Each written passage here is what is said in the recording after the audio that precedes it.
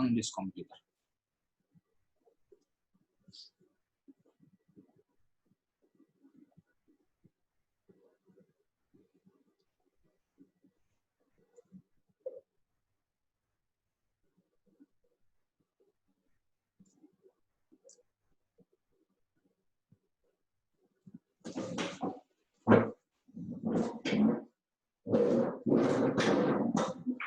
Nah,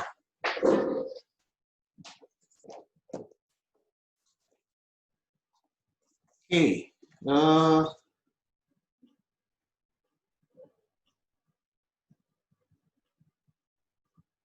screen saya ini terlihat tidak?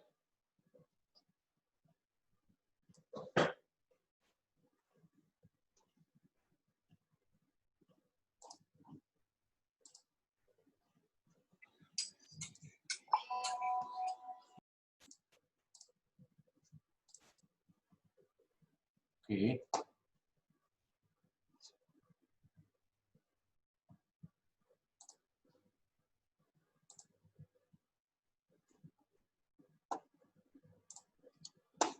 Sip.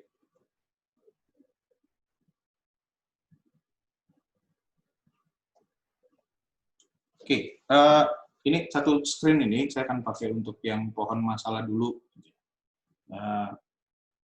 Saya akan skimming cepat karena dari apa yang saya lihat di Padlet maupun yang sudah kalian revisi juga di Teams itu udah kebanyakan sudah oke semua untuk sampai di pohon teori.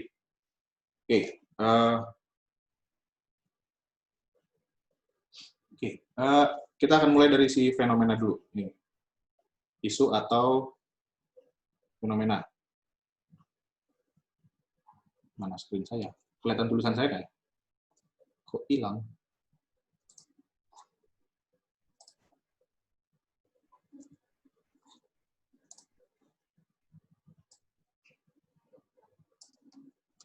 Sip-nya ada si isu, ada si fenomena, lalu kemudian kan yang kalian lakukan setelah ini adalah mencari dampak. Berbagai macam dampak. Lalu juga kalian mengidentifikasi korbannya dari masing-masing dampak. Semakin banyak dampak dan semakin banyak orang yang menjadi korban, berarti kita bisa bilang bahwa isu atau si fenomena ini semakin besar dan luas. Nah, isu yang seperti itu yang bisa kita bilang bahwa isu ini penting nih untuk kita bahas. Nah, sesudah kalian mendapatkan bahwa isu ini atau si fenomena itu luas dan besar dan penting untuk kemudian diangkat, baru kemudian kita identifikasi yang namanya penyebab. Kesalahan mendasar dalam pembuatan pohon diskusi ini terletak pada arah panah nih. Ingat bahwa arah panah itu selalu ke atas, sebab itu adalah menyebabkan si fenomena. Jadi kalau panahnya dibuat ke bawah, ini menyatakan bahwa si isu itu menyebabkan sebab. Nah, ini jadi aneh. Nah, sesudah mengidentifikasi sebab, kalian juga mengidentifikasi pelaku. Nah, pelaku ini akan menjadi, dalam tanda kutip, calon target untuk kita intervensi.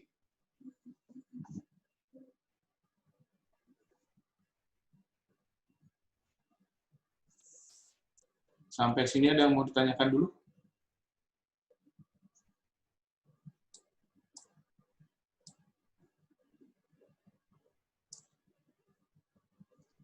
Oke.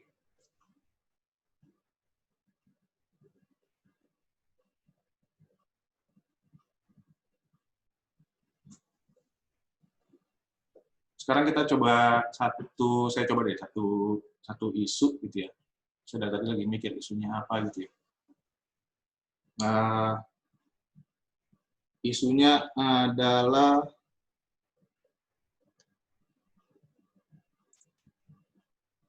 apa namanya? Isunya adalah tidak mau pakai masker.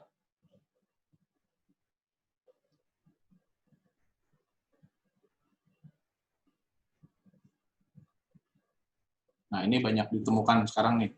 Setidaknya kalau sekarang udah makin menurun sih sebenarnya.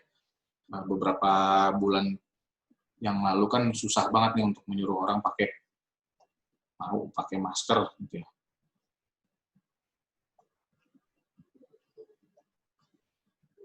Oke, ini adalah isunya. Apa sih kemudian dampaknya kalau misalkan banyak masyarakat yang tidak mau pakai, yang banyak yang tidak mau pakai masker.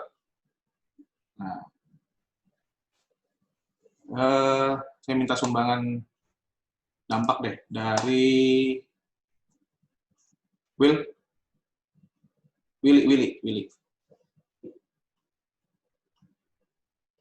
Will mau menyumbang kira-kira apa nih yang menjadi dampak dari kalau masyarakat tidak mau pakai masker? Mana nih si William? Yalah. Will? Saya atau Willy? Ya udah nyaut duluan aja. Oh ya, kalau mungkin jadi rentan terhadap penyebaran COVID-19. Rentan kena COVID gitu ya, tertulis saya gitu. Ya. Oke. Thank you, Will. Sama Bang. Lalu kemudian satu lagi. Eliza. Please.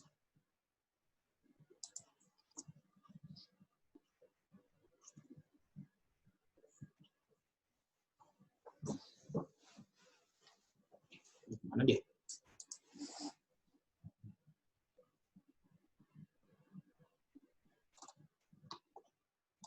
Siapa yang mau menyumbang? Gaby. Yep.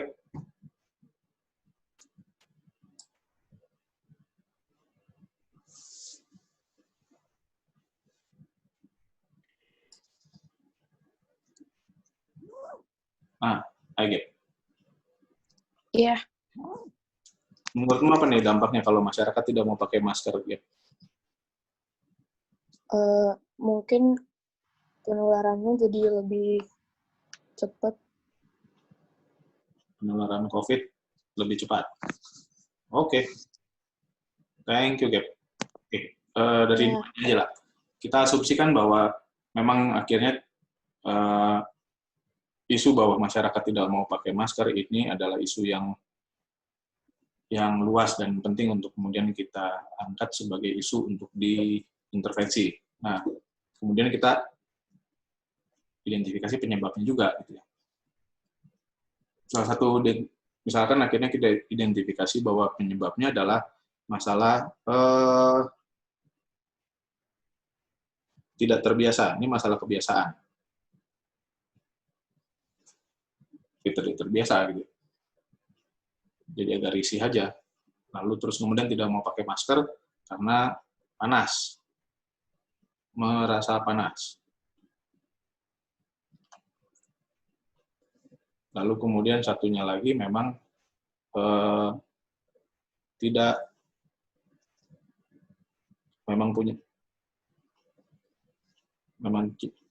mau, kok jadi tidak niat sih.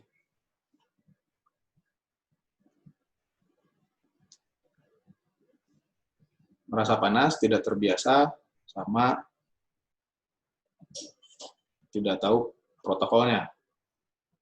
Tidak tahu protokol kesehatan, misalkan. Nah, dari sini lalu terus kemudian kita coba cari tahu, ini berandai aja bahwa ternyata dampaknya cuma 2 ini dan besar, dan terus kemudian penyebabnya cuma 3 ini. Gitu ya. Nah, yang kemudian kita lakukan adalah mengidentifikasi lagi mana yang menjadi akar penyebabnya nih. Bisa aja kemudian kita identifikasi ada lagi, misalkan si X di sini. Gitu ya. Dan ternyata penyebab X ini juga kemudian di sini gitu ya, menyebabkan. Nah, seperti yang pernah saya sampaikan waktu terakhir kita ketemu di kelas, bahwa yang menjadi akar penyebab itu adalah salah satu penyebab yang kemudian dia punya dampak terhadap sebab yang lain. Dan kemungkinan besar dampaknya dia nggak cuma satu, tapi dua gitu ya. Misalkan katakanlah si F ini gitu ya, tidak terbiasa dan tidak tahu protokol kesehatan. Nah, katakanlah misalkan orang ini memang punya apa yang membuat orang jadi tidak terbiasa dan tidak tahu protokol kesehatan. Katakanlah orang ini adalah orang yang tidak peduli. Ini ada ketidakpedulian. Nah, tidak peduli ini topik disertasi saya sebenarnya. Tidak peduli ini menjadi akar penyebabnya. Nah, akar penyebab inilah yang kemudian kita angkat sebagai permasalahan. Nah, ini enak nih. Sesederhananya seperti ini. Dia kita angkat jadi masalah, dan hanya dia yang kemudian kita bawa menjadi permasalahan. Yang lain enggak.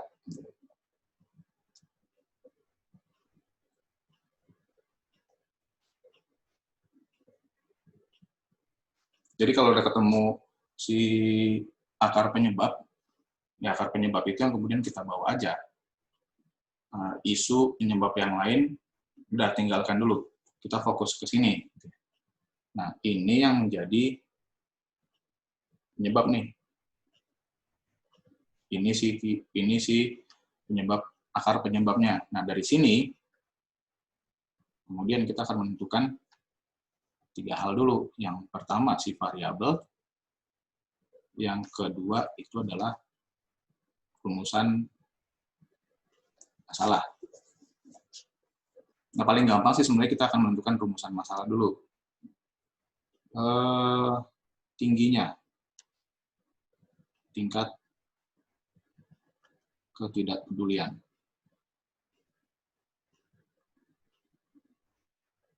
Masyarakat terhadap, nah, ini yang kemudian mesti dilengkapi. Ada baiknya ketika kalian menuliskan penyebab, nih semua penyebab di sini nih, ini mesti jelas nih, tidak terbiasa menggunakan masker, tidak peduli terhadap apa nih? Tidak peduli terhadap masker atau tidak peduli terhadap kesehatan. Kalau yang kemudian dicontoh ini, yang saya angkat adalah tidak peduli terhadap kesehatan, katakanlah. Jarang nih ada orang kayak gini. Tingginya tingkat ketidakpedulian terhadap kesehatan. Nah, ini adalah rumusan masalah. Yang menjadi variabel tentunya, kalau di sini bisa secara cepat, kita bisa lihat adalah sebenarnya ini nih, tidak pedulian. Di kelas terakhir, saya udah pernah kasih triknya bagaimana dari sebuah kalimat kita bisa menemukan variabelnya sebenarnya apa sih. Paling gampang adalah kita lihat, kalau nggak kata benda atau si kata kerjanya sih sebenarnya. Nah, di sini kata bendanya adalah tidak pedulian. Tidak peduliannya masyarakat terhadap kesehatan. Nah, untuk kemudian menyusun si outcome variable kan gampang. Kita cuma tinggal membalik. Dari tingginya, kita ubah menjadi rendahnya. Tingkat ketidakpedulian masyarakat terhadap kesehatan. Ini outcome variabelnya. Variabelnya itu adalah ketidakpedulian.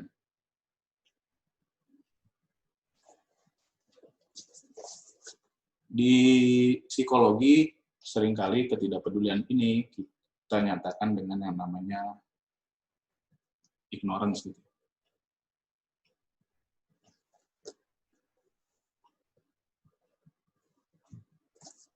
Sampai di sini ada yang mau ditanyakan?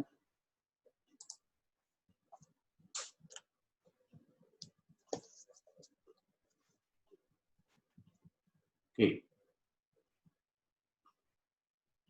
Ignorance. Jadi kalian bisa lihat bagaimana menerjemahkan, bagaimana menurunkan dari yang namanya si pohon masalah untuk kemudian mendapatkan variabel, rumusan masalah, sama kemudian si outcome variabel. Nah, kalau sudah mendapatkan si akar penyebab, itu udah semuanya kita dapat tuh. Kalau kemudian kalian berhasil mencari tahu variabel psikologi dari si akar penyebab itu, nah kita main dari sana. Sekali lagi, dari si akar penyebab yang kalian sebut tuh key aspect. Nah, dari sini baru kemudian kita bongkar buku nih, bongkar jurnal untuk kemudian cari tahu si ignorance ini, si variabel itu, faktor-faktor yang mempengaruhinya apa aja sih. Nah, ini kalian bisa dapat dari hanya cuma satu jurnal atau kemudian satu buku atau kalian gabungkan dari beberapa hasil penelitian. Nah, kalau kalian mendapatkan teori ya, kalau sudah ada satu teorinya yang kemudian memperlihatkan apa sih yang menyebabkan si variabel tersebut, apa yang mempengaruhi si variabel tersebut, kalian lebih baik pakai satu teori itu aja. Kalau akhirnya dapat beberapa teori, kalian pilih mau pakai teori yang mana yang sesuai dengan isu kalian. Ini kira-kira cocoknya untuk membahas isunya ya, bukan si variabelnya. Ini kita bicara soal konteks, karena seringkali akhirnya begitu beda isu, teori yang dipakai bisa beda lagi nih. Nah, saran saya, jangan gabungkan beberapa teori. Kalau teori, pilih satu. Nah, tapi kalau beberapa hasil penelitian, kalian bisa gabungkan. Beberapa hasil penelitian, kan penelitian hanya melihat satu atau dua variabel yang mempengaruhi variabel kita. Nah, beberapa penelitian itu bisa digabungkan. Nah, dari tinjauan saya, ternyata ada 3 hal yang menyebabkan ketidakpedulian orang nih. Satu adalah tidak butuh, karena dia nggak butuh. Dan karena orang nggak butuh, makanya dia nggak peduli. Lalu kemudian tidak mampu, karena dia merasa nggak mampu, makanya ya udahlah. Kalau nggak butuh, saya merasa nggak butuh nih masker, makanya kemudian dia nggak peduli untuk menggunakan masker. Saya nggak mampu untuk membeli masker, tidak mampu untuk menggunakan masker, ya udah. Nah, sama satu lagi, tidak bisa. Kalau tidak mampu ini berkaitan sama masalah beli nih. Saya nggak bisa pakai. Itu lagi. Saya nggak bisa pakai, karena kalau saya pakai masker, badan saya jadi panas. Atau ada beberapa orang akhirnya alergi sama masker gitu. Nah, ini kita dapat nih. Ada 3 hal yang kemudian menjadi faktor yang mempengaruhi si ignorance, si variabel kalian. Ada beberapa hal. Nggak mungkin nggak cuma 3. Bisa cuma 2, bisa lebih dari 4 atau 5 bahkan. Nah, sampai di sini ada pertanyaan dulu.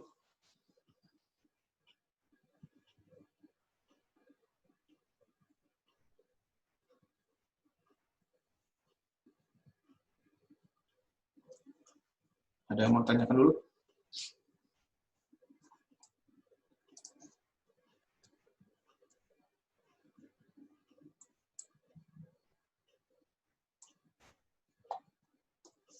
Oke, nah kalau sampai di sini, ya sebagian besar dari kalian ini nggak terlalu bermasalah nih. Permasalahan yang banyak yang saya temukan di diskusi dengan kalian, itu adalah pada penentuan ini, pada penentuan si bocah ini nih, variabelnya. Kalian sudah dapat key aspek, lalu terus kemudian kalian lari balik ke isu, lalu kemudian menerjemahkan rumusan masalah dari isu. Nah, itu yang jadi masalah tuh di kalian tuh. Itu yang sering kali kalian lakukan, kesalahan yang sering kalian lakukan. Setia pada key aspek kalian deh. Kayaknya beberapa kelompok mungkin udah sering banyak baca gitu ya, banyak baca tanggapan saya, kalimatnya tetap sama, setia pada key aspek kalian. Dah. Oke, kalau sudah sampai di sini, kalau beberapa kalangan intervensi menyebut bagian ini tuh sebagai dengan nama pohon teori. Banyak pohonnya.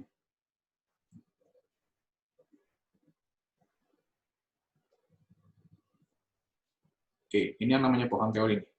Teorinya dapat, variabelnya ada, lalu kemudian tahu. Nah, agar lebih enak sebenarnya, agar lebih enak penerjemahannya, kalau kemudian di teorinya benar, dia tulisannya seperti ini. Kembali. Nah, tulisannya harusnya di jurnalnya tertulis seperti ini. Ignorance dipengaruhi oleh need, ability, sama akses. Ini ketukar nih antara dua ini. Kebalik. Nah, untuk kemudian kalian tahu konteks, disesuaikan dengan konteks isu kalian, ini yang kemudian mesti diterjemahkan ke kalimatnya. Ini makanya kemudian saya terjemahkan seperti ini nih jadinya. Tidak butuh, nggak punya kebutuhan, tidak butuh pakai masker. Jadi kalian tahu ketika akhirnya nanti mau mengintervensi orang, bagaimana membuat dia untuk jadinya peduli. Kalau misalkan akhirnya mau mengintervensi lewat kebutuhan ini, ya berarti yang kemudian kita kerjakan adalah menciptakan kebutuhan dia untuk pakai masker, bukan kebutuhan yang lain. Begitu juga untuk yang ini.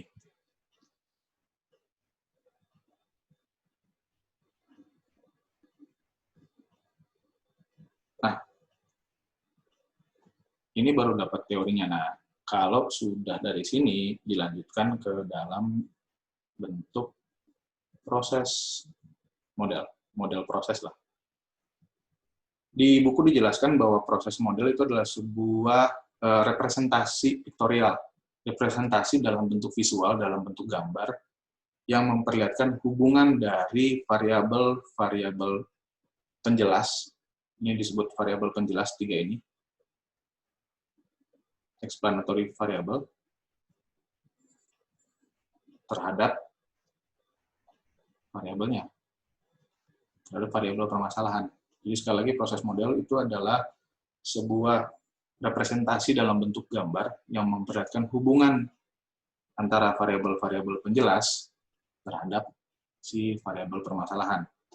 Nah, bentuknya beda. Oke. Secara gamblang, ketika akhirnya kita membuat proses model, kita akan melakukan yang seperti ini. Oke.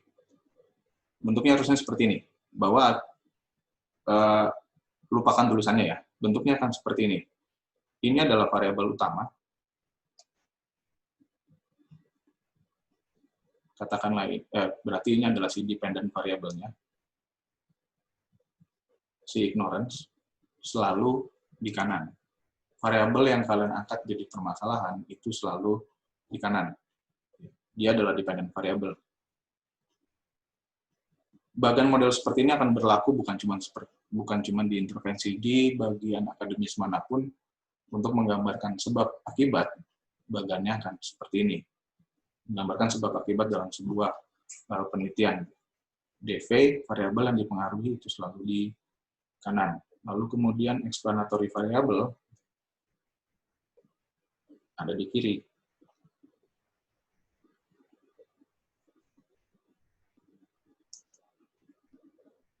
Nah, proses model itu adalah seperti ini. Baru memperlihatkan hubungannya, bahwa kalau ada panah berarti menyatakan bahwa ada hubungan. Tapi kita masih kurang satu. Kalian sudah lihat sendiri kalau di buku itu ada plus minusnya, ada lambang plus, ada lambang minus. Itu menyatakan sifat hubungannya seperti apa. Kalau dia lambangnya plus, ini kan artinya searah. Kalau minus, ya artinya nggak searah. Yasmin? Min? Iya. Kalau searah maksudnya gimana tuh? Mi? Kalau searah dulu ya. Kalau misalnya agak bingung jelasinnya. Ini deh, explanatory variable 1, variable 2, variable 3. Kalau variable 1 ke dependent variable, itu kan yang positif tuh. Artinya apa nih?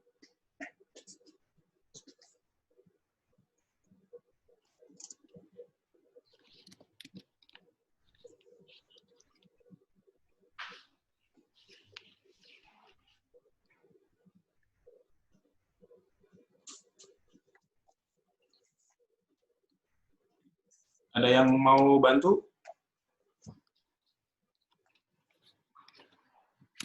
Oke, Yasmin udah? Ngeblank banget. Ngeblank. Halo. Oke, saya mute dulu. Tasya. Tas.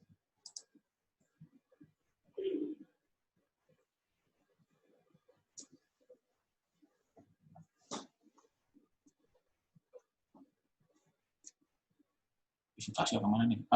Ranabi deh. Tan. Kalau ini ya Bang, yang explanatory variable itu positif ke dependent variabelnya ya?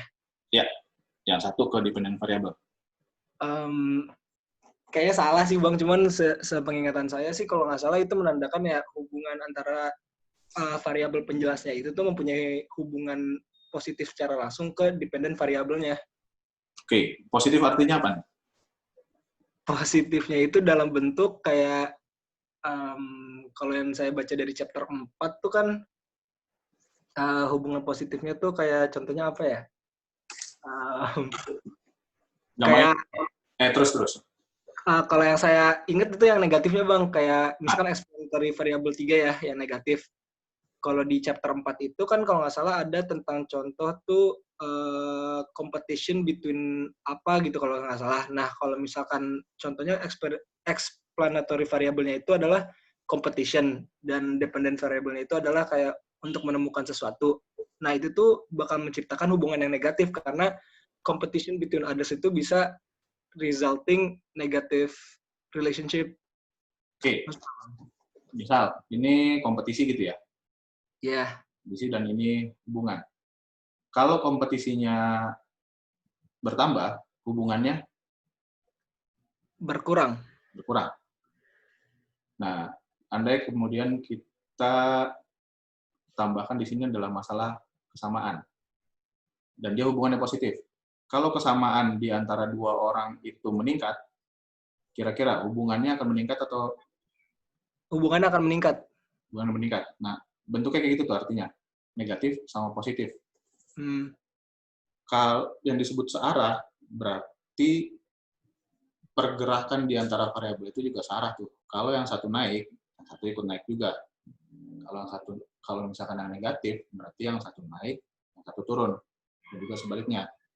Nah, kalau dalam konteks sebab akibat, berarti explanatory variable ini itu kenaikan explanatory variable, perubahannya meningkat, dependent variable-nya itu akan menurun kalau yang negatif. Kalau yang positif, kalau dependent explanatory variable-nya menurun, maka dependent variable-nya menurun juga. Itu kalau yang positif. Sampai sini ada yang mau ditanyakan?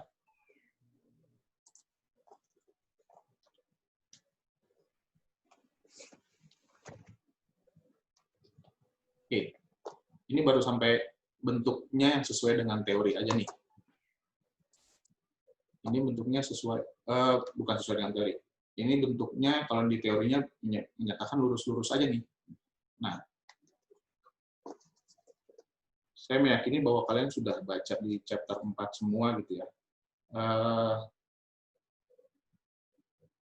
Sorry, kita pakai buku yang sama, cuman saya harus lari ke ini deh.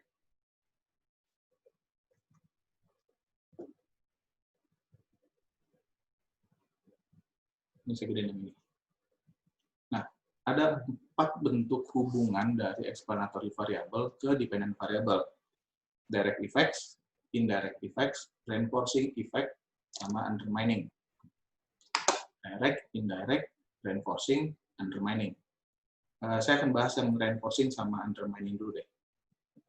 Kalau yang reinforcing, ini kan dia akan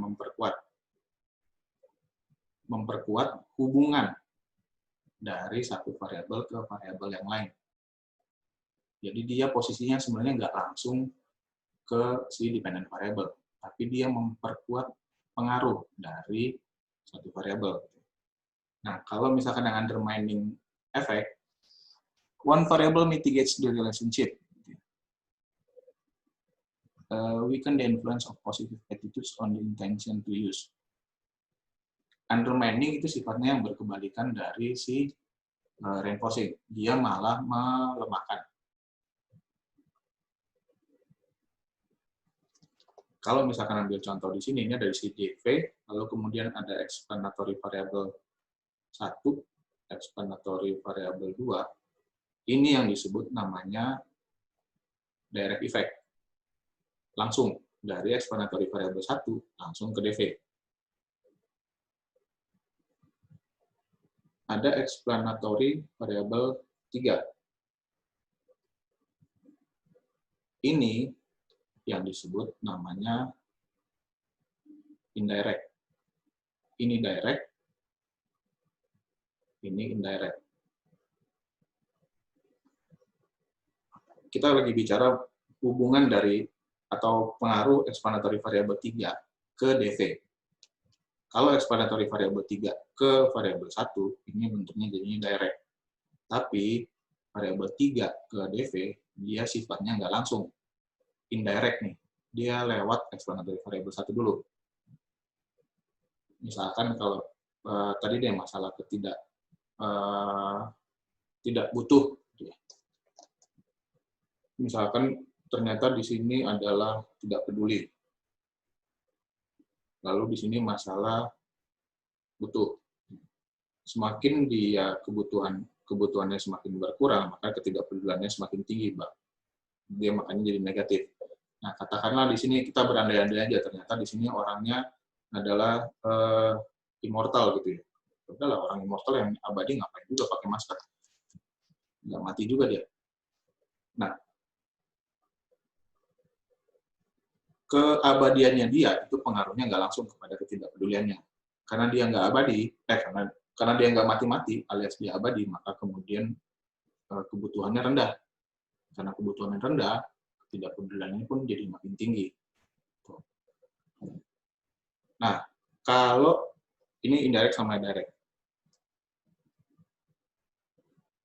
Kalau ada lagi dua variabel lain, explanatory variable 2 dan explanatory variable 4. Nah, yang disebut reinforcing sama undermining itu bentuknya akan seperti ini. Pengaruh keduanya itu adalah bukan ke variabel, tapi terhadap hubungan dua variabel. Variabel 1 ke DV itu punya hubungan langsung tuh. Nah, ketika akhirnya variabel 2 ini mempengaruhi hubungan antara variabel 1 ke DV, dia disebut variabel yang bisa reinforcing, bisa yang undermining. Ini yang reinforcing, ini yang undermining. Variabel 4 sifatnya undermining. Keberadaannya dia membuat pengaruh dari kebutuhan ketidakpedulian jadi berkurang nih. Misalkan, karena dia nggak butuh, maka dia nggak peduli. Katakanlah di sini ada namanya kewajiban. Bukan kewajiban. Ini ada namanya sanksi. Keberadaan sanksi ini akan mempengaruhi pengaruh dari kebutuhan terhadap ketidakpedulian. Ketika sanksinya tinggi, maka hubungannya ini dia akan makin kekuatan hubungannya makin menurun. Orang yang merasa nggak butuh, dia nggak mau pakai, dia nggak peduli untuk pakai. Tapi begitu diberikan sanksi, nah nggak langsung dia merasa nggak butuh, terus kemudian jadi nggak peduli, jadi menurun tuh. Nah, Kalau yang satu lagi di sini, katakanlah explanatory variable 2-nya itu kemudian adalah, bentar, saya mikir dulu, orang sekitarnya sehat. Keberadaan orang-orang sekitarnya itu sehat semua, fakta bahwa orang-orang di sekitarnya itu sehat semua, itu meningkatkan pengaruh dari ketidakbutuhan ke ketidakpedulian. Semakin orang yang merasa nggak butuh, nggak butuh pakai masker, jadi dia nggak peduli. Begitu akhirnya dia melihat orang-orang sekitarnya sehat semua, nah, hubungan peran atau pengaruh dari kebutuhan ke ketidakpedulian itu makin menguat. Jadinya, yang disebut proses model itu akan modelnya lengkap seperti gambar di model seperti ini, explanatory variable.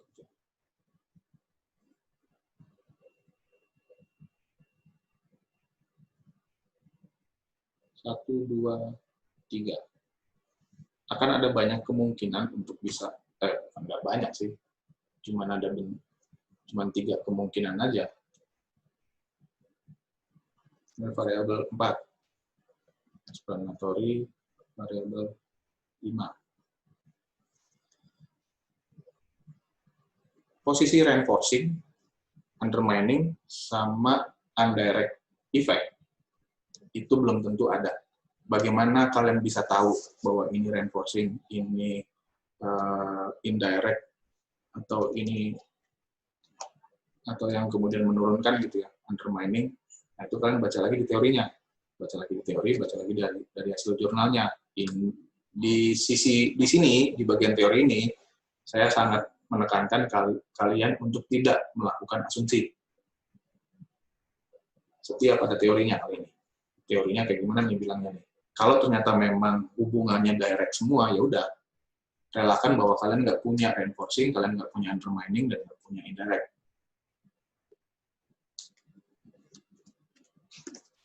Sampai sini ada yang mau ditanyakan dulu?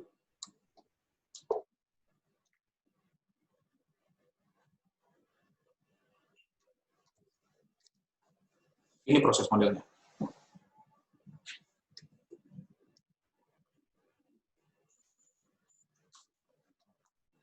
Nah, kalau kalian, saya sangat menyarankan kalian juga baca yang bagian di buku tuh, bagian yang di sini. Saya rasa juga kalian pasti udah baca deh. Ini cara cepat untuk membuat proses model sebenarnya. Ada 11 langkah.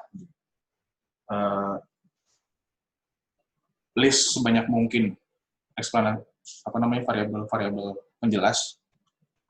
Ya, biasanya dari teorinya udah sebanyak mungkin lah. Lihat aja teorinya ada berapa variabelnya. Lalu kemudian pastikan bahwa variabelnya itu variabel psikologi dulu.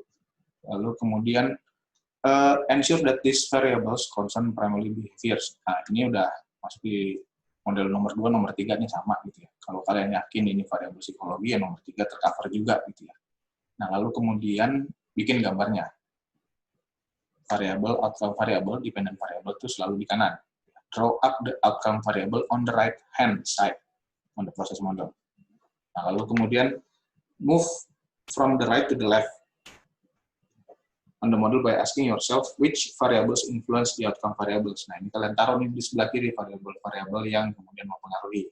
Lalu kemudian gambar panah, lalu berikan sifatnya, positif, negatif, atau kemudian nggak jelas nih. Kalau kalian nggak tahu, nggak mendapatkan keterangannya di dalam jurnal, di dalam artikel, atau di dalam teorinya, kalian bisa kasih tanda tanya. Tapi sebenarnya teorinya nggak mungkin nggak menjelaskan sifatnya. Nah, lalu kemudian make sure that the relationship between the variables is not too remote, nggak terlalu jauh. Ada yang indirect, tapi pastikan bahwa indirect itu cuma sekali aja. Ingat dari variabel 4 ke variabel 1 ke DV. Misalkan ada variabel 5 mempengaruhi variabel 4, variabel 4 mempengaruhi variabel 1, dan variabel 1 baru ke DV. Nah, si variabel 5 ini udah kejauhan. Dia nggak bisa lagi disebut indirect nih, karena udah terlalu remote, udah terlalu jauh. Nah, when coming up with the new variables, Nah, ini sebenarnya lupain aja nomor 4. Ya, nomor 8 lupain aja, karena kalian harusnya dapat dari teori juga. Ini bisa nomor 8 kalau kalian dapat dari jurnal. Kalian baca katakanlah 7 jurnal, terus di jurnal ke-7 kalian baca, wah, ini ada hal yang baru nih. Nah, cari tahu juga sebelum akhirnya lari ke DV, cari tahu dia pengaruh nggak ke variabel-variabel explanatory yang lainnya nih. When there are several variables influencing the outcome variables, work each of them out in details. Iyalah, ini kayak melakukan nomor 5, 6. Bentuknya seperti apa, sifatnya seperti apa. Nah, sampai di sini proses model udah kelar nih. Analisa, problem dan analisa selesai sebenarnya di sini. Tinggal kemudian di tahap tes. Tahap tes itu kalian menguji coba si proses modelnya. Ini baru proses model dari teori. Katakanlah lengkap seperti ini, ada variabel explanatory-nya sampai ke 5. Nah, di tahap tes, ini adalah masanya, saatnya untuk menguji coba. Bener nggak bentuknya seperti ini? Atau jangan-jangan beda. Kenapa perlu dicoba? Karena teori itu dibuatnya, sekali lagi kalau ada 3 kelemahan, ada 3 hal, ada 3 batasan dalam teori psikologi, salah satunya adalah dia dicobanya di lab. Kebanyakan uji coba di lab. Begitu kita mau turun ke lapangan, kondisi di lapangan bisa jadi beda sama kondisi di lab waktu teori ini tercipta. Atau misalkan teori ini ternyata sudah pernah diuji cobakan di lapangan dalam sebuah kondisi masyarakat. Nah, kondisi masyarakat yang sekarang mau diintervensi sama kondisi masyarakat yang terjadi, yang menjadi tempat terciptanya si teori ini bisa jadi beda. Bisa jadi akhirnya hubungan ini pun bentuknya jadi beda juga. Nah, tahap tes ini nggak perlu untuk dilakukan sebenarnya. Karena di masa sekarang, apalagi kalau misalkan kalian dapat explanatory-nya dari jurnal, kebanyakan akhirnya kita bisa berasumsi bahwa ini bisa digeneralisasi nih.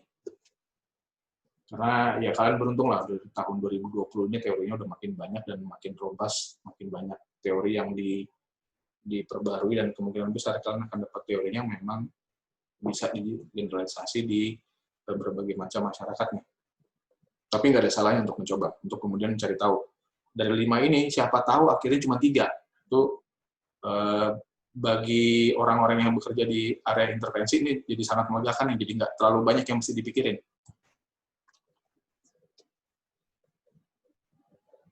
Ada pertanyaan?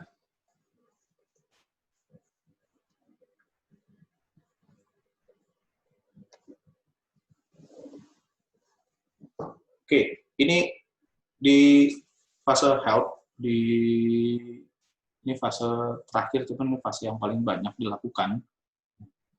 Kalau saya biasa menyebutkan ini sebenarnya masih bagian dari tahap tes juga sih, kita menguji coba sebenarnya semua variabelnya itu mana yang kemudian jadi pintu masuk kita. Nah, sebelum masuk ke balance table, saya mundur dulu nih. Ini ada isu. Punya fenomena pertama, lalu kemudian kita dapat key aspek, si penyebab. Dari key aspek ini kita dapat variabel. Nah, dalam konteks penelitian, variabel ini yang kemudian kita identifikasi sebagai dependent variable.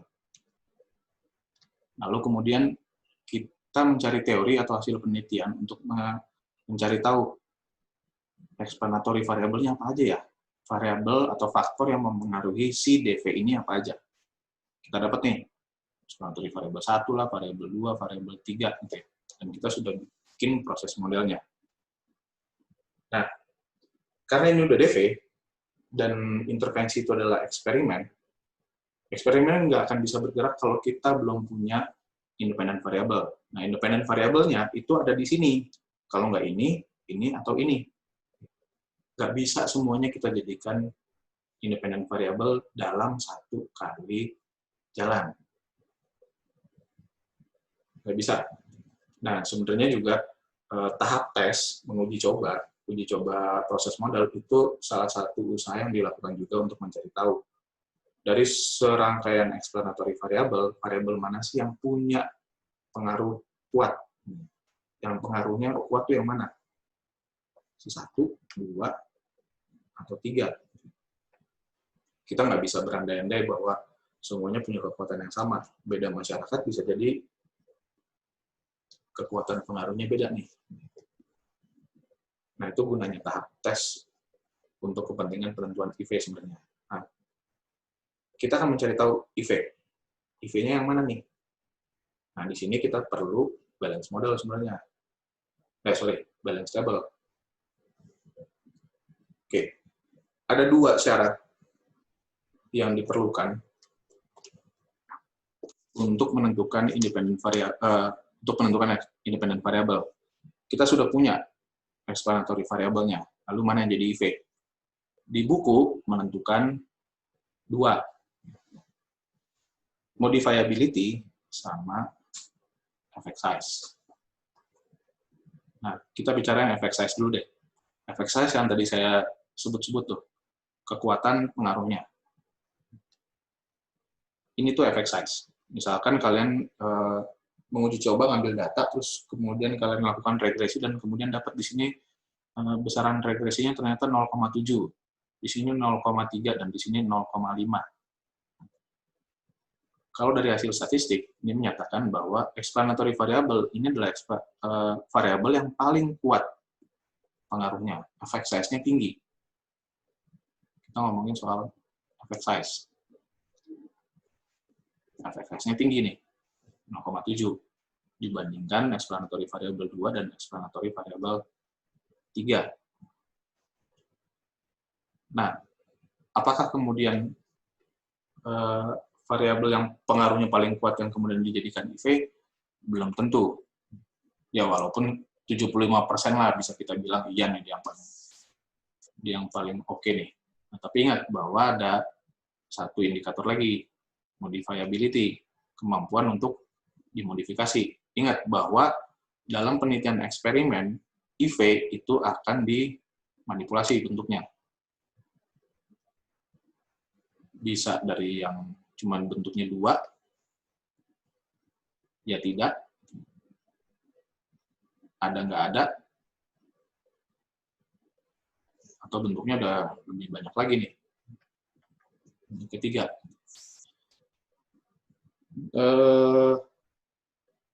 misalkan di sini kita sebut namanya DV-nya, ini adalah senyum. Ternyata yang paling besar itu adalah kehadiran pasangan.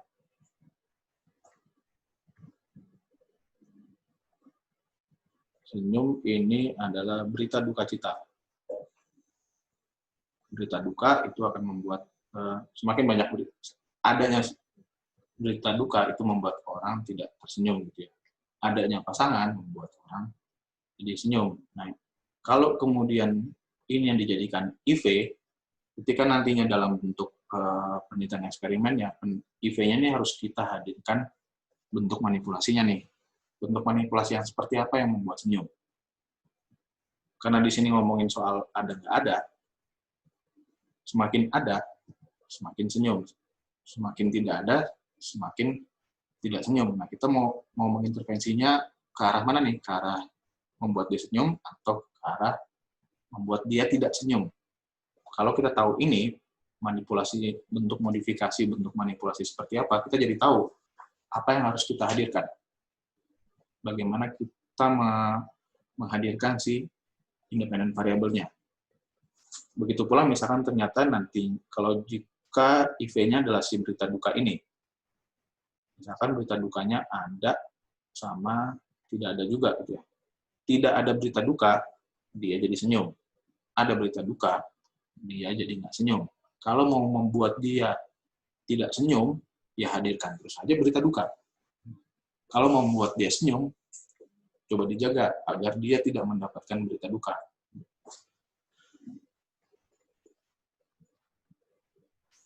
Ada yang mau ditanyakan dulu?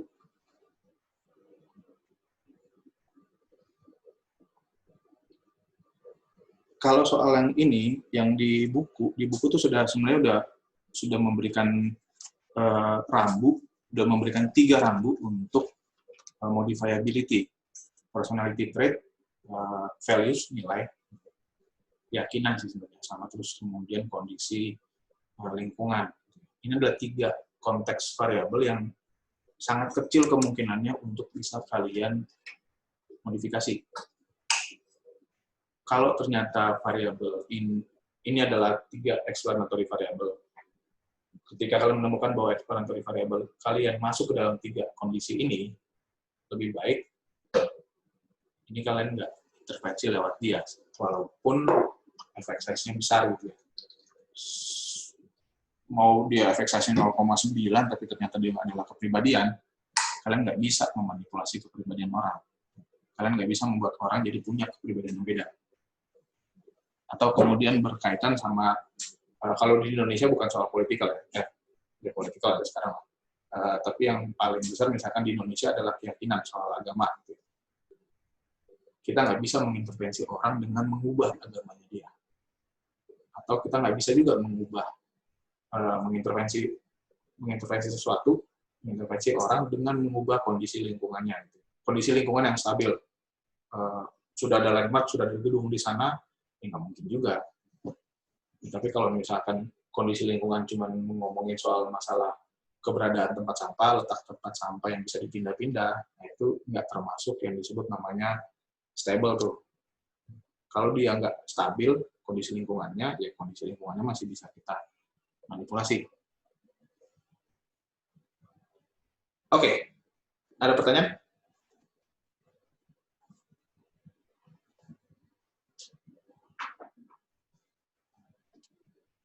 Bentuk balance table jadinya akan seperti ini.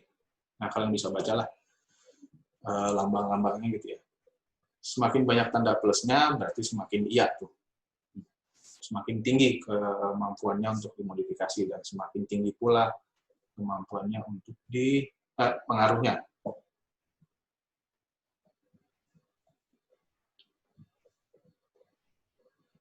Jadi misalkan dari di sini ini cuma tinggal diubah doang, ini ada explanatory variable 1, variable 2, variable 3, variable 4, dan variable 5. Tinggal kita tambahin modifiability-nya sama efek size-nya. Udah, kalian tinggal diskusi. Ini seperti apa? Efek size, kalau kalian tidak melakukan penelitian, kalian bisa lihat dari hasil-hasil riset. Hasil riset yang menjadi acuan kalian mengatakan efek size-nya seberapa besar nih. Ini bisa jadi nih, misalnya tanda plus, tanda plus doang, atau tanda 0, gitu ya. Tanda 0 itu berarti efeknya kecil. Kalau misalkan plus, yang ini berarti dia nggak terlalu berpengaruh lah. Nah, kalau modifiability-nya, ini kalian diskusikan, kalian lihat, cari tahu variabelnya secara konseptual itu memang bisa dimodifikasi atau enggak. Dan kalian diskusikan di dalam kelompok. Nah, biasanya yang jadi pertanyaan paling sering diberikan itu adalah mana duluan yang mau dijadikan pertimbangan. Saya akan bilang seperti ini. Kalau kalian tidak mau berkepanjangan, tidak mau repot duluan, tidak mau repot di belakang, ada baiknya kalian tentukan ini dulu nih. Kalian diskusikan dulu modifiability-nya. Variabel-variabel penjelas yang memang kalian temukan bahwa nggak mampu untuk dimodifikasi, bukan rendah ya, bukan kemampuan modifikasinya rendah, tapi memang sama sekali memang nggak mampu deh, nggak bisa dimodifikasi. Kayak tadi kepribadian, keyakinan gitu ya. Ya lebih baik dia nggak usah dihitung juga, udah dikeluarkan dari penghitungan aja, keluarkan dari pemikiran kalian bahwa dia akan jadi IV. Cari tahu mana yang bisa dimodifikasi. Karena dalam penelitian eksperimen dan di dalam intervensi, modifiability ini yang sangat indikator yang menjadi indikator terpenting untuk IV-nya. Kalau dia nggak bisa dimanipulasi, nggak bisa dimodifikasi, susah nih untuk bergerak nih. Oke, ada pertanyaan?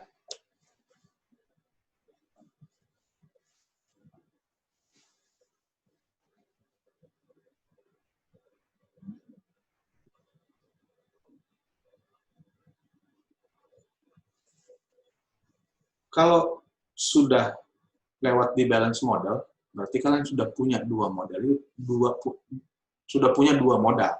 Kalian punya DV dan kalian punya IV. Tinggal kalian menyusun kegiatannya. Nah, tapi sebelum menyusun kegiatannya, kalian harus cari tahu dulu. DV ini kan outcome variable. Outcome variabelnya sifatnya yang mana yang mau dikejar? Tinggi, rendah, ada, nggak ada, atau yang mana? Misalkan tinggi deh, DV-nya jadi tinggi gitu ya. Lalu kemudian, nah kalian jadi IV-nya bentuknya seperti apa nih? Sorry, misalkan saya ganti deh, bukan tinggi. Misalkan balik tadi ke masalah ignorance tadi, ternyata yang saya mau kejar adalah DV-nya ignorance-nya jadi rendah gitu. Jadi IV ini adalah masalah need, masalah kebutuhan. Dan saya tahu juga dari teori, dari balance modelnya juga, dan dari proses modelnya bahwa need, tadi bentuknya kayak gini. Need, ini ke ignorance. Hubungannya negatif. Kalau dia butuh, akan rendah nih. Jadi saya tahu nih, saya harus menimbulkan kebutuhannya. Ini kalian harus tahu dulu nih. IV-nya harus dibikin jadi kayak apa, agar DV-nya tercipta ke sana. Kalian harus tahu dulu. Kalian sudah tahu apa yang kalian mau tuju, nah kalian harus tahu juga apa yang harus dilakukan, apa yang harus dibuat agar outcome itu tercapai. Ini katakanlah harus jadi ada. Nah, ini saya udah tahu nih. Harus jadi ada, harus punya kebutuhan untuk membuat ketidakpeduliannya jadi rendah. Nah, kalau udah tahu dua ini, baru kemudian ditanyakan, kegiatannya apaan? Gimana caranya membuat orang jadi punya kebutuhan untuk pakai masker. Nah, saya tinggalkan kalian sampai di sini dulu. Ada pertanyaan?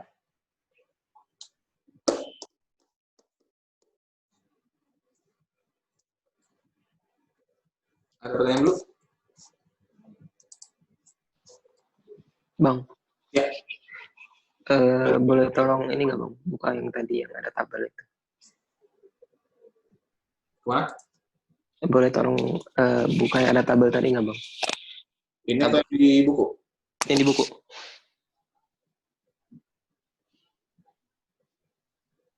Ya. Nah, berarti itu saya mau tanyain yang tabelnya itu yang variable from the process model itu kan berarti yang gimana ya ceritanya? Saya itu tuh yang kita anggap akan mempengaruhi si variabel utamanya itu kan. Jadi 8 yang ini itu adalah explanatory variabelnya semua nih. Entah sifatnya direct, indirect, undermining maupun yang reinforcing, tapi 8 ini adalah si explanatory variable. Berarti setelah kita cari misalnya kan, tapi apakah harus 8 atau kayak Enggak. berapa? Oh, enggak. Ya dilihat balik kalau misalkan ternyata faktor yang, misalkan dari teori atau dari hasil penelitian yang kalian baca, faktor yang mempengaruhi si variabel kalian itu cuma 2, ya berarti variabel proses model ini cuma 2. Oh, oke. Berarti ini yang misalnya kayak direct sama indirectnya digabung aja, nggak perlu dipisah. Gabung aja, nggak perlu dipisah, untuk tahu kok. Nah, memang akhirnya kalau misalkan di dalam intervensi, yang coba kita fokuskan tuh sebenarnya yang si directnya, jadi yang pengaruhnya langsung nih. Oke. Coba dilihat yang directnya dulu nih. Kalau yang indirectnya ntar dulu deh. Biasanya itu akan jadi trik tertentu tuh. Misalkan akhirnya ini nih, saya ambil contoh yang di buku ini. Misalkan ternyata yang tingkat modifikasinya tinggi, itu adalah si explanatory variable 4, dan dia effect size-nya juga 4. Effect size-nya juga tinggi juga. Tapi ingat bahwa dia indirect. Nah, yang kita lihat tuh ini dulu. Dia bentuknya gede apa enggak nih? Dari explanatory 3 ke sini oke enggak? Kalau misalkan ternyata ini nggak bisa diubah juga nih, tingkat modifiability-nya tinggi, si variabel 3 tingkat modifiability-nya rendah, ya udah relakan aja variabel 4. Ya udah, relakan aja deh. Berarti bukan dia. Tapi kalau ternyata ada model kayak gini nih, variabel 3 yang ternyata tingkat modifikasinya tinggi dan effect size-nya juga gede. Berarti dia jadi effect. Nah, kita jadi punya catatan nih, hati-hati sama variabel 4. Variabel 4 ini akan mempengaruhi apapun yang akan kita lakukan terhadap si variabel 3. Dia mesti kita kontrol.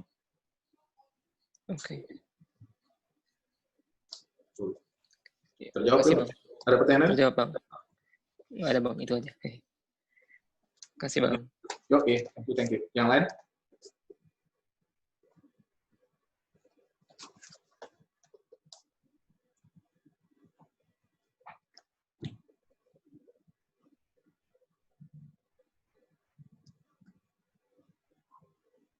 Oke, kalau kita ngomongin kegiatan, ini kita akan larinya ke sini nih berarti.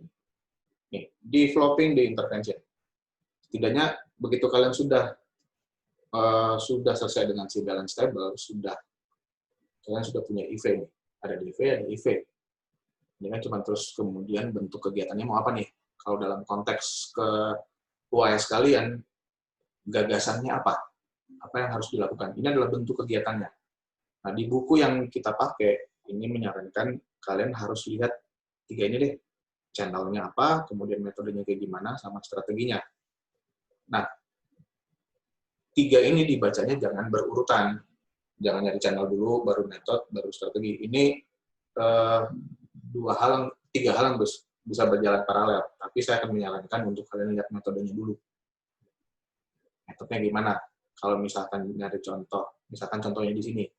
Ternyata untuk mencapai si outcome variabelnya itu kan rendahnya ketidakpedulian, saya harus membuat kebutuhannya ada. Metodenya gimana biar membuat kebutuhannya ada? Itu yang disebut metode tuh. Caranya bagaimana agar membuat itu ada.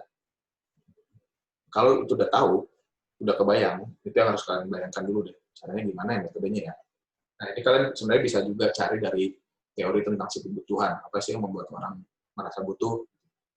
Nah, lalu kemudian channelnya gimana nih? Channel itu adalah semua sarana yang bisa dipakai, yang bisa kalian pakai agar pesan kalian itu sampai ke target. Bisa sampai secara nggak langsung, bisa enggak. Channel ini fungsinya ada banyak kok. Tapi yang pasti dia adalah sebuah sarana untuk penyampaian pesan.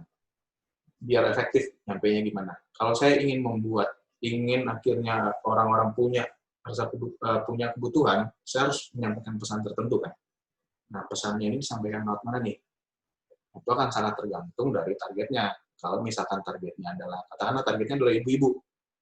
Nah, saya harus tahu juga ibu-ibunya yang seperti apa dulu nih. Ibu-ibu yang pekerja atau ibu-ibu yang rumah tangga nih. Nah, dari sini kemudian kita bisa bermain asumsi bahwa ibu-ibu rumah tangga lebih banyak membaca surat kabar, katakanlah, ini saya udah kayak seksis aja nih, surat kabar katakanlah Femina. Ya, coba aja kemudian gunakan surat kabar Femina itu sebagai channel. Atau misalkan ternyata target saya adalah pekerja muda, milenial. Milenial lagi mainnya di mana sih? Instagram. Ya udah, gunakan Instagram sebagai channel. Channel itu sekali lagi itu adalah sarana agar pesan kalian sampai dulu. Kalau pesan kalian nggak nyampe, ya kebutuhannya nggak ada daya dorong untuk orang punya kebutuhan untuk berubah. Sedangkan kalau strategi itu adalah bagaimana caranya menggunakan metode ini dan si channel ini, itu strategi itu. Semuanya meramunya nih kayak gimana. Itu strategi gimana ya? Ada tahapannya. Kalau kalian biasanya dari strategi ini baru kemudian terpikir, oh kegiatannya ternyata harus workshop. Workshopnya mesti ngapain ya? Oh kegiatannya harus dalam bentuk seminar. Seminarnya disampaikan apa ya? Strategi ini udah yang whole semuanya, udah yang holistik semuanya sih sebenarnya. Perancangannya mau kayak gimana? Kegiatannya mau secara detailnya mau seperti apa? Jadi ada metode, ada channel, dan ada strategi. Ini fokusnya adalah pada si IV. IV ini agar terjadi, mesti ngapain kita? Kalau dari contoh saya tadi, IV-nya adalah kebutuhan, kebutuhannya harus ada. Nah, bagaimana akhirnya membuat orang punya kebutuhan? Ada yang mau tanyakan?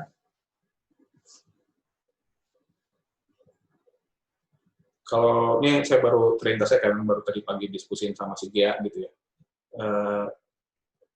Gea kan tuh ngomongin soal bulimia nervosa, dan kemudian dia ngambil key aspeknya itu adalah persepsi mengenai cantik.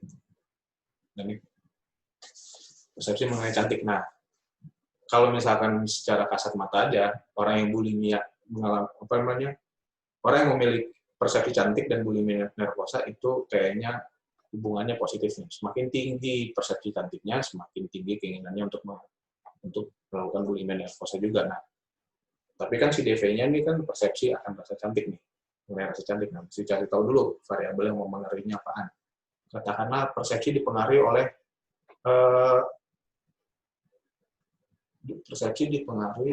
apa yang mempengaruhi persepsi? Ada banyak sih, pengalaman dan pengetahuan misalkan. Katakanlah pengetahuan. Misalkan dia persepsi dipengaruhi oleh pengetahuan. Ternyata pengetahuan mengenai cantik sama persepsi itu sifatnya negatif nih. Semakin banyak pengetahuannya tentang kecantikan, semakin turun juga persepsinya mengenai cantik nih. Persepsi cantik itu maksudnya standar cantiknya gitu ya. Nah, kalau pengetahuan itu yang jadi IV, kita bisa dapat gambaran nih bahwa ternyata untuk kemudian mengintervensi orang ini untuk mencapai outcome variabel, menurunkan persepsi atau menurunkan standar kecantikannya, pengetahuannya harus ditambah. Ya udah, apa yang akan lo lakukan nih untuk menambah pengetahuannya? Metodenya tuh, channelnya adalah bagaimana cara menyampaikan pengetahuannya. Oke. Saya rasa dari saya sampai di situ dulu. Kalau ada pertanyaan, silakan.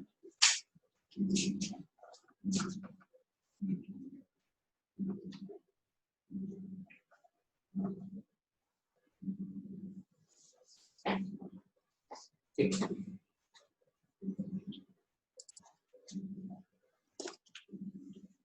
Silakan, ada pertanyaan.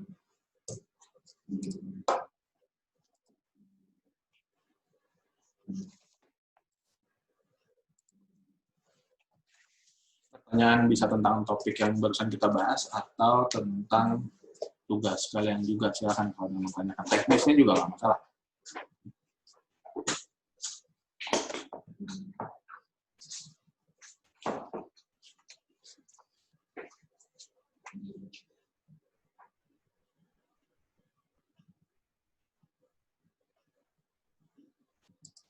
Kansa. Iya, Bang. Kalian sudah sampai di mana pengerjaan tugasnya? Udah sampai di akar masalahnya, Bang. Tapi saya juga mau nanya nih. Tentang yang itu, Bang. Tentang rumusan masalah itu. Kan saya di Teams itu masukin tentang fenomenanya juga. Iya. Itu gimana ya, Bang, caranya untuk kayak bikin rumusan masalah itu nggak terkait sama fenomenanya itu? Fenomena kalian apa? Fenomena kita perilaku posesif. Key aspeknya? Key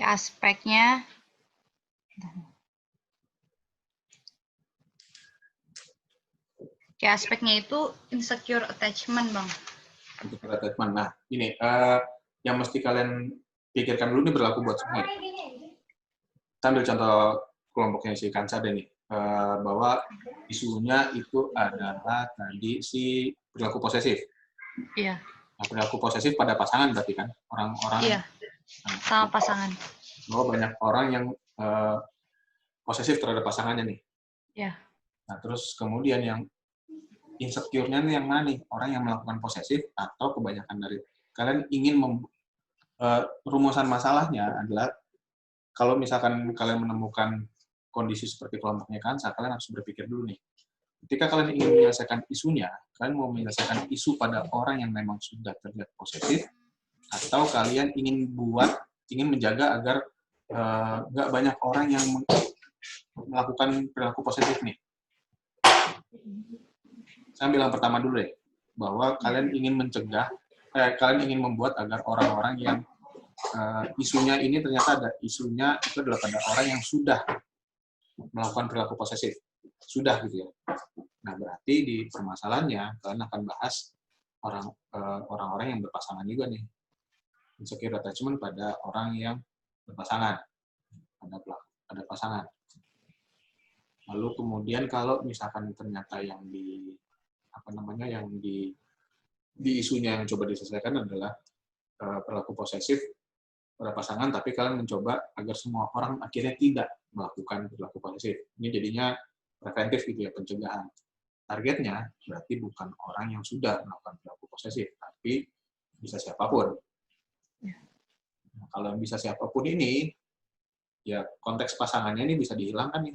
Tapi kalau yang tindakannya adalah pengobatan, remedi gitu ya, misalkan yang sudah berpasangan dan sudah melakukan perilaku posesif, nah ini kalian bisa sebutkan isunya tuh.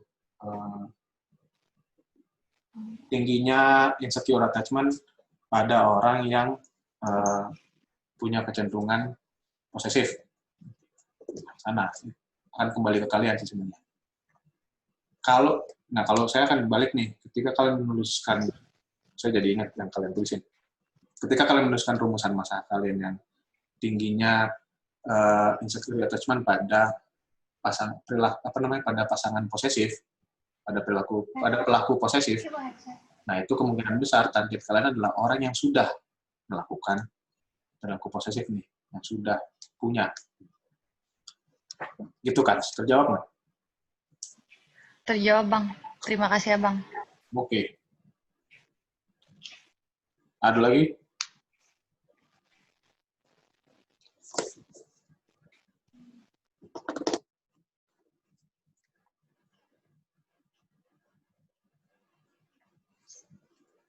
Ingrid.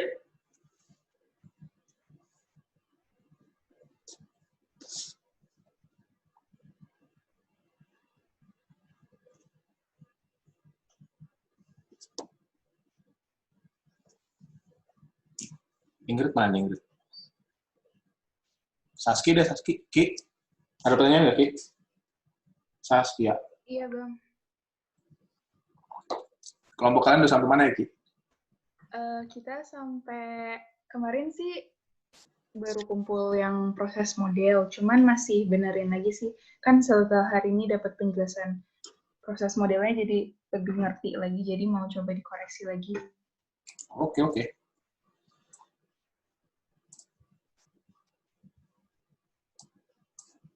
Nah, kalau berbicara soal tugas kalian, yang jadi PKM, ingat bahwa yang perlu kalian catat dulu, yang perlu kalian ingat bahwa kalian akan mensubmitnya ke 2 tempat. Satu ke yang si Bimai, yang buat UAS, sama satu lagi yang buat ke PKM. Nah, gini catatannya adalah, ini saya matiin ini. Untuk yang untuk yang UAS itu walaupun kalian bikinnya cuma satu, kan ini satu kelompok satu bikinnya kan, masing-masing orang, masing-masing dari kalian itu harus tetap submit secara individual dulu untuk yang UAS. Sedangkan untuk yang PKM, yang submit nantinya di sistemnya itu adalah ketua kelompoknya, gitu ya.